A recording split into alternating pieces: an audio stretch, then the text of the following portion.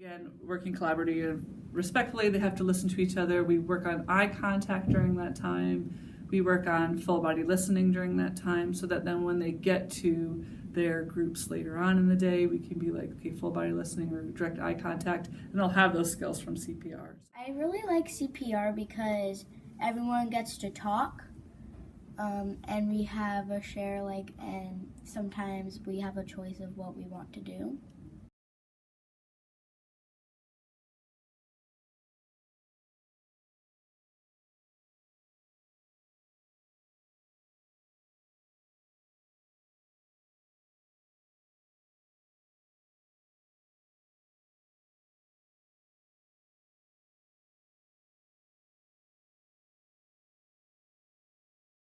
Probably.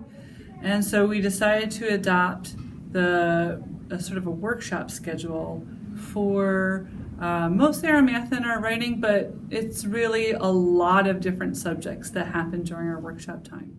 Little slips of paper. Then we have a big paper that's kind of like a grid, and you write down what your schedule is. Like maybe on Monday I have Mr. Taylor, then free writing. Then Tuesday, maybe Miss Williams, then Ninja Math. Well, Miss Williams and Mr. Taylor, they have math and reading groups and writing. And you can have free writing time or time to work on a writing piece that's due at the end of each month.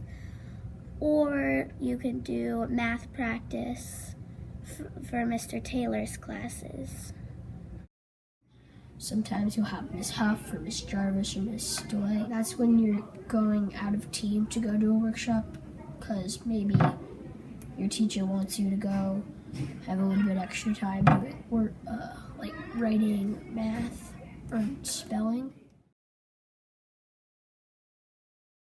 And one of the nice things I think that I've been able to do is kind of collaborate with Melissa and say, so what are you guys working on? I feel like I also need to address Tier 1 and Tier 2 curriculum so that whatever I do in Tier 2 I want to relate somehow to Tier 1.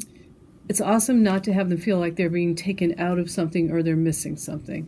Like they're not missing another offering during iBlock.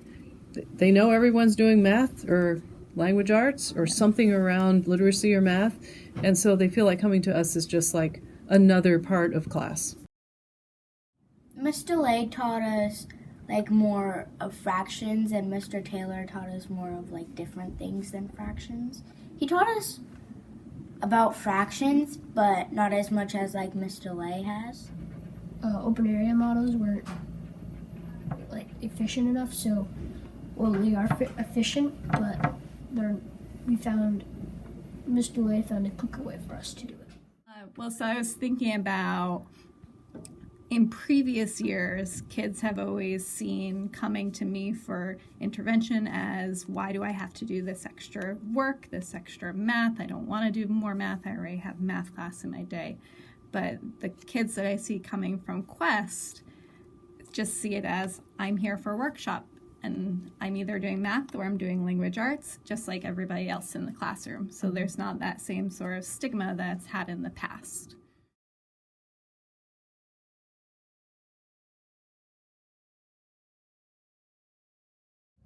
And then we have problem solving, which it's a wide variety. Kind of like perplexers, kinda. I don't know if that's the right word. To put the marshmallow, well, it doesn't really matter where you put the marshmallow, but it just can't fall over. That was very hard. Problem solving, and that is integrated. So right now we're doing mystery Skypes, so they are working together to come up with questions for their the mystery school. So they're using geography skills, they're using map skills. I'm assessing them on a collaboration proficiency, which is collaborate effectively and respectfully, so they can collaborate in a small group, but also as a large group. We're going to incorporate math in there, because when we find out where that person is from, we have to calculate miles, so they will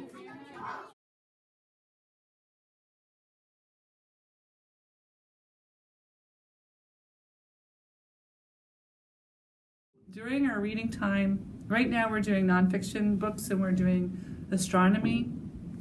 And we're doing astronomy books because that's also our integrated unit is astronomy. And so we're reading about them, we're drawing models, we're pulling evidence from the text that shows the models.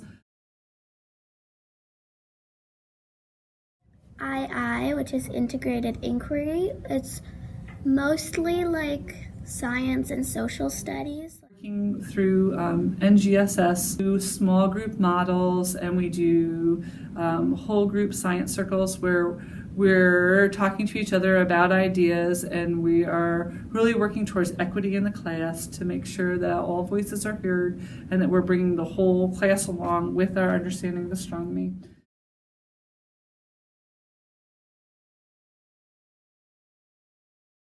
We can flex it each week. It can be different or it can be the same. It just depends on what we need.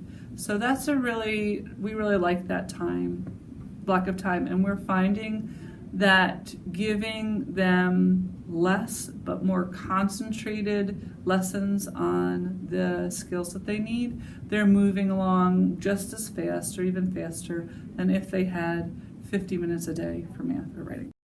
And we are assessing them we have a map testing that we need to do in the fall and the winter and the spring. So we are assessing to make sure that we're reaching different targets and that we can integrate them into different subjects.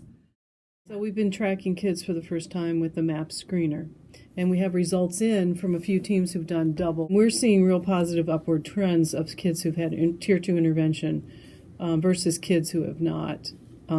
Who may have not been able to fit because they had PE during I-block or a scheduling issue. Then developing models so that proficiency you can see is going to be in reading, but it's also going to be in II. The collaborating is in II, but it's also in problem solving, so that even though there's all this planning to make it work, we're really trying to make it be as explicit as possible and as simple as possible for the kids. So you're working on modeling right now, we'll tell them. And we're working on it here in our reading, and we're also working it here in our II, and we're going to see how it's the same and how it's a little bit different. And this is the biggest scheduling challenge, but we've figured it out now. It did take a while to figure it out, like all summer. And then we've had some kinks, so we've worked those out. So you'll see that we don't really have math teachers and reading teachers anymore, that we're teaching it all. And I know that sometimes we've gone away from that, but it really opens up a lot of possibilities. So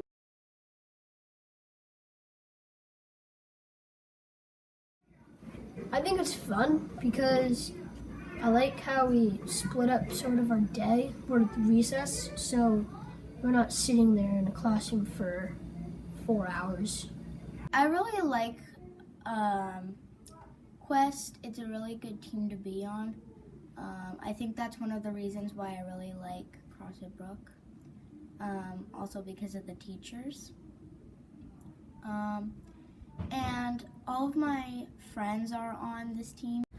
I like it because I don't always like working independent all the time, and I don't always like working in groups all the time. I like having it mixed up, so you don't always have to rely on your own sources. You can rely on somebody else's sometimes. So that we could teach the best way that we knew how, but not have the constraints of subjects.